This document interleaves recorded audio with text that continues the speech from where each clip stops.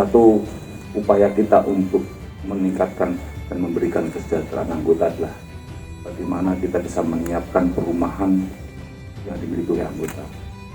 Ini adalah peluang buat rekan-rekan sekalian, buat anggota Polda Aceh untuk bisa memiliki rumah sendiri.